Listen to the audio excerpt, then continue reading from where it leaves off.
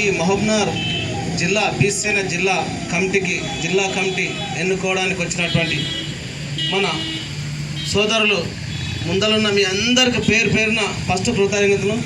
అదేవిధంగా మన SC ST నాయకులకు, మన లీడర్లకు, బీసీలకు, మన వెంకటేష్ అన్నకు, మన సుధాకర్ అన్నకు, అదేవిధంగా మన రంగారెడ్డి జిల్లా బీసీఎన్ అధ్యక్షులు మన సీను గారికి, అదేవిధంగా మహిళా బీసీఎన్ రంగారెడ్డి జిల్లా ప్రధాన కార్యదర్శి మళ్ళీ జయక్కకు, అదేవిధంగా మల్లేష్ అన్నకు, సర్పంచ్లకు, ఎంపీటీసీలకు, మరియు ఇంత పెద్ద కార్యక్రమాన్ని ఈరోజు నిర్వహించి అందరినీ కుల సంఘాలన్నీ ఏకం చేసి ఎస్సీ ఎస్టీ బీసీలను ఏకం చేసి ఇంత పెద్ద కార్యక్రమాన్ని చేసినందుకు ముఖ్యంగా మరీ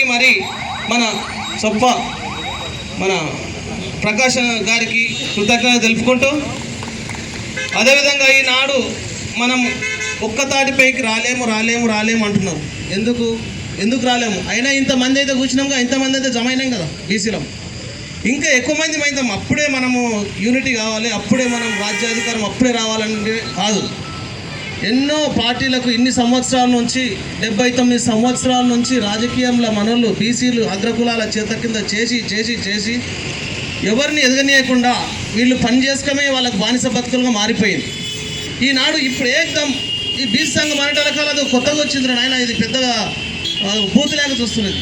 ఒక దయ్యము వైపు దేవుడు అనుకుంటలేరు. ఇదే దేవుడు వాళ్ళకు, ఇదే దేవుని స్టేజ్. ఇది వాళ్ళ తలరాతలు మార్చాలంటే ఎక్కడో దేవుడు లేదు. ఇదే స్టేజ్, ఇదే బీసీ వాదం, ఇదే బీసీ సేన.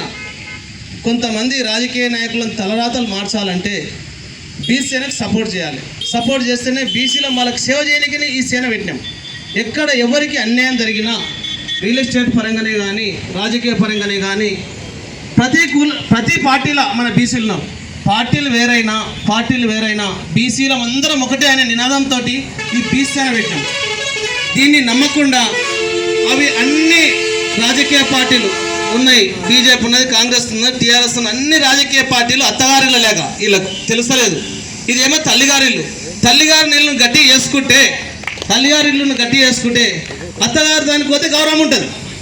ఈడ గట్టిగా లేదు. నువ్వు ఆడ పోయి అని బతినాడు అత్త కోపం వచ్చినా, మామ కోపం వచ్చినా, బామ్మాడి కోపం వచ్చినా మెడలు పట్టి బయటికి దొప్పుతారు. అప్పుడు దిక్కేవారిది వస్తుంది, ఈ తల్లిగారిలే వస్తుంది, కుల సంఘమే వస్తుంది.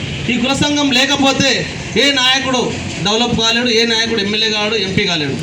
ఈ ఎస్సీ ఎస్టీ బీసీలం అందరం కలిస్తేనే ఈనాడు ప్రతి ఒక్కడు ఎమ్మెల్యే అయ్యాడు, ఎంపీలు అయ్యాడు. వాళ్ళు అయిన తర్వాత మన కులాన్ని నమ్మకుండా అగ్రకుల నాయకుల చేతుల కింద బానిస బతుకుతాం ఇప్పుడున్న ఎమ్మెల్యేలే కానీ, ఎంపీలే కానీ. మనం అందు గురించి అది దృష్టిలో పెట్టుకొని 40 సంవత్సరాల నుంచి ఇదివరకు దాకా మన ఆర్ కృష్ణన్న బీసీల కోసమే ఆయన జీవితంతో త్యాగం చేశాం.